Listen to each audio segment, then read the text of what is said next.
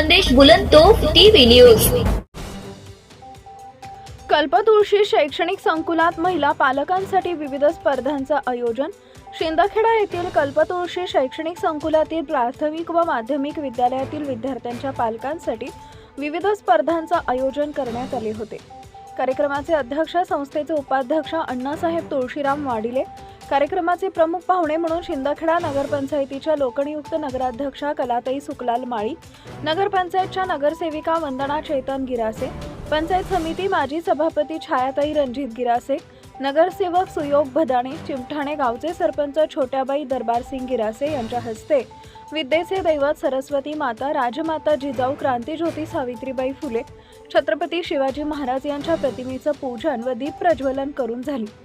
कार्यक्रमाचे अतिथी भाऊसाहेब रणजित गिरासे यांनी विद्यार्थ्यांना मार्गदर्शन केले, तर दरबारसिंग गिरासे, चेतन परमार यांनी आपल्या मनोगतात संस्था व शाळेच्या कार्याविषयी कौतुक केले। अजय भोई, कल्पना वाडिले, स्वाती वाडिले, किशोर गिरासे हे उपस्थित होते। दरम्यान कार्यक्रमाच्या प्रास्ताविकतेत संस्थेचे अध्यक्ष यांनी संस्थेच्या कार्याबद्दल व संस्थेचे विजन मान्यवरांसमोर विशद केले। शाळेचे मुख्याध्यापक जी.एम. बच्छाव यांनी संस्थेनं शाळेसाठी उपलब्ध करून दिलेल्या सुविधेबद्दल उपस्थितांना माहिती दिली व संस्थेचे आभार मानले। महिलांसाठी घेतलेल्या स्पर्धेत बादलीत बॉल टाकणे, या खेळात चिमटाणे येथील अनिता राकेश भिल, पाण्याची बॉटल उचलणे, कोकिळा सुनील ककराळे, फुगामध्ये हवा भरून फोडणे, मध्ये सोनेवाडीचा मनीषा विकास सोनवणे, स्ट्रॉ केसात लावणे या खेळात टेमलायच्या गुड्डीबाई दशरथ भिल आणि संगीत खुर्ची या खेळात पिंपरी येथील सोनल भटू पाटील या विजयी झाल्या। या सर्व विजेत्यांचा प्रमुख मान्यवरांच्या हस्ते पैठणी साडी व फूल गुच्छ देऊन सन्मान करण्यात आला। तसेच उपस्थित सर्व महिलांना हळदी कुंकूचं औक्षण करून त्यांना आकर्षक भेटवस्तू देऊन गुलाब पुष्पानं सन्मान करण्यात आला। या सर्व खेळांचं नियोजन शाळेतील शिक्षिका Shrimati M K. Girase, G S. Patil, S S. Shinde, P P. Marathe, A P. Patil, M V. Baisane, M B. Ramole, B P. Bagul, V M. Marathe, C S. Marathe. कार्यक्रमाचं सूत्रसंचालन शाळेच्या शिक्षिका आर.सी. पवार यांनी केले। आभार श्रीमती एन.ए. पाटील यांनी मानले, तर कार्यक्रमाच्या यशस्वीतेसाठी के.एस. तमखाणे, ए.व्ही. गिरासे, बी.एस. मराठे, के.आर. मसदे यांनी परिश्रम घेतले। कार्यक्रमासाठी पंचक्रोशीतील नागरिक मोठ्या संख्येनं उपस्थित होते। मुख्य संपादक यादवराव सावंत। महिला मंडळ हो आरक्षण आहे, पण आजचा जो कार्यक्रम आहे खरं म्हणजे हळद कुंकूचा जे त्याच्यामध्ये प्राधान्य स्त्रियांना द्यायला पाहिजे आणि स्त्रियांनी दोन दोन शब्द तरी बोलायला पाहिजे। पण चला असो, आपण कार्यक्रमाच्या पुढला आणि खरं म्हणजे काका मावशी यांचं खरं वाडिले सरांचं प्रेम, आशीर्वाद आणि मायबाप कसा असावा बघा कार्यक्रमामध्ये, माय आणि बाप, आणि कसं कार्यक्रमाला उच्च येतंय आणि मावशी त्यांच्या कायपात बघा कसं आहे। कधी बुवा मी एवढं मला पोऱ्याने एवढी शाळा करी, मी त्यांनी माय कधी बघा हा खरं दकासारखं आहे। हे आपण संस्कार घ्यायला पाहिजे मित्र। काही पण 5-10 बिघा जमीन राहते, तो मापेन 20 बिघा आहे हो, इथलं काय बघा हे फॅमिली कशी राहते, हा जे एक संस्कार घ्यायसारखा आहे। चला आपले नगराध्यक्ष शैक्षणिक ज्ञान देण्यासाठी आधुनिक तंत्रज्ञानाचा या ठिकाणी वापर केला जातो। त्याच्यानंतर या ठिकाणी सीसीटीव्ही कॅमेरे आहेत, प्रत्येक वर्गामध्ये लाईव्ह टेलिकास्ट आमच्या या ठिकाणी होत असतो। तर आमचा शिक्षक काय शिकवतो हे सुद्धा तुम्ही घरी बसल्या बघू शकतात। अशी यंत्रणा आम्ही या ठिकाणी कार्यान्वित केलेली आहे। तर त्या यंत्रणेचा पहिला भाग म्हणजे 2 आमचे या ठिकाणी वायफाय आहेत, एक 30 MBPS चा वायफाय आहे आणि दुसरा आहे 100 MBPS चा। तर हे 2 वायफायच्या सुविधाने आम्ही या ठिकाणी इंटरनेटची सुविधा या ठिकाणी उपलब्ध करून दिलेली आहे। आणि ॲक्वाचं पाणी विद्यार्थी आजारी पडू नये म्हणून ॲक्वाचं पाणी, मध्यान्ह भोजन योजना, अशा अनेक प्रकारच्या योजना बापूसाहेबांनी यांच्या खर्चाने त्यांनी या ठिकाणी उपलब्ध करून दिलेल्या आहेत। तर ते सुद्धा आपण सर्वांनी बघावं। आणि त्याच्यानंतर विद्यार्थ्यांना मोफत येण्या जाण्यासाठी सुद्धा बापूसाहेबांनी एवढ्या मोठ्या बसची या ठिकाणी सुविधा करून दिलेली।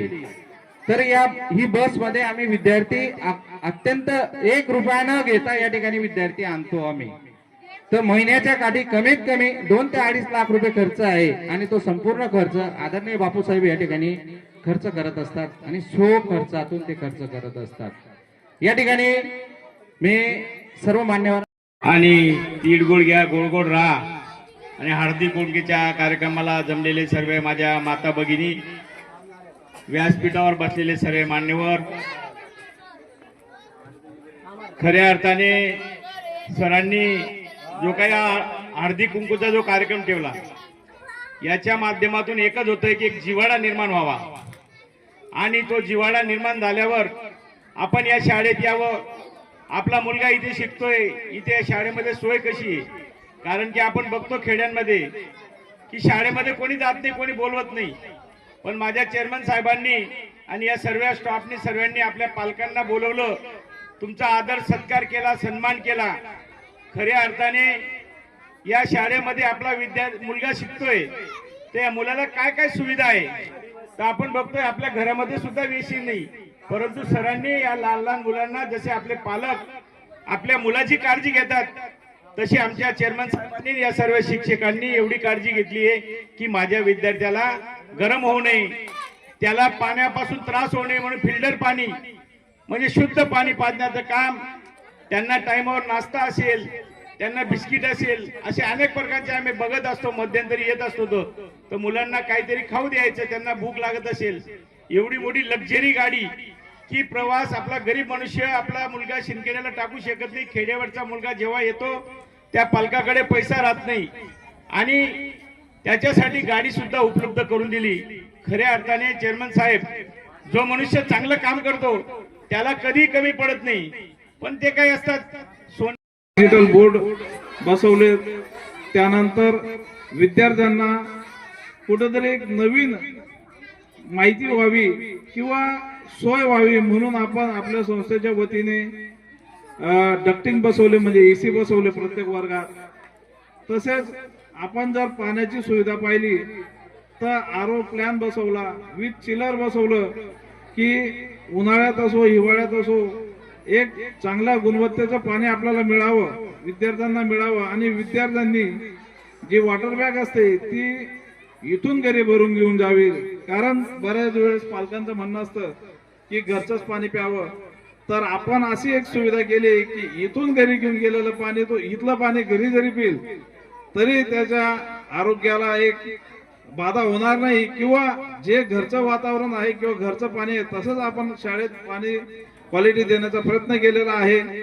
तसंच विद्यार्थ्यांना वाहतूक जी आहे ती आपल्या संस्थेच्या वतीने मोफत केली गेलेली, की ज्या विद्यार्थ्यांना आपल्या शाळेत येण्यासाठी खर्च नको. आज आपला जो वर्ग आहे तो मध्यमवर्गीय वर्ग आहे, किंवा म्हणजे ज्या वर्गाला शिंदखेडा येणं मनात इच्छा होती परंतु येऊ शकत नव्हते, तशा विद्यार्थ्यांना आपण ती एक सोय करून दिली.